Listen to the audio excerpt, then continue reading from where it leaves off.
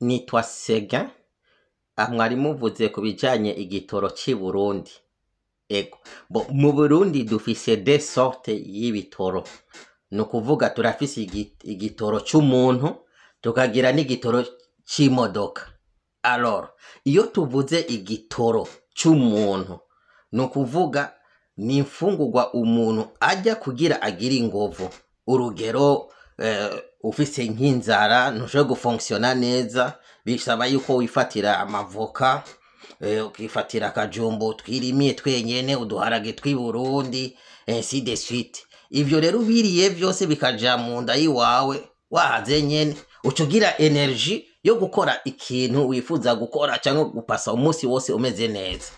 Ivyo rero ensemble ivyo wariye biri muri wewe nivyo bita igitoro. Nukuvuga ikintu kiguhaye de l'énergie, urumva. Alors, igitoro c'imodoka, attention, iyo tuvuze igitoro c'imodoka, nukuvuga ni ensemble, urumva, y'amarikide aja mu modoka kugira iyo modoka yake. Hariho amavuta, hariho amavuta ya moteur, hariho amavuta, hariho amazi bashiramo, hariho amavuta ya accelerateur, hagaca haza rero na essence bivana n'imodoka rero ufise.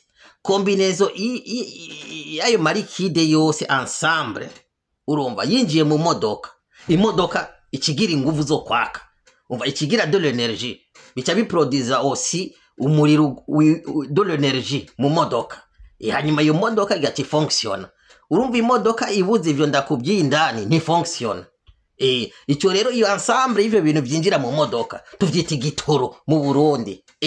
Alors ivyo umuntu wese ajya, iyo bimaze kumwinjiramo bikamuha inguvu, navyo nituvyita igitoro c'umuntu. Igitoro rero niki? Igitoro ni ikintu cyose cinjira mu kindi hanyuma kigaha inguvu ico kintu, urumva. Ico nico twita twebwe igitoro. Rero mu Burundi iyo umuntu akubajije bana nabuze igitoro, uzumubaza ubuze igitoro c'imodoka cyangwa ubuze igitoro c'umuntu, urumva. Kuko urumva abuze igitoro ariko afise amafaranga. Ifo ko rero ucumubaza ubuze igitoro c'umuntu cyangwa ubuze igitoro c'imodoka, kugira ucumworienta ahagenda akagikura kuri make cyangwa kuri menshi. Yego, merci beaucoup, kibazo cyiza. Murakoze.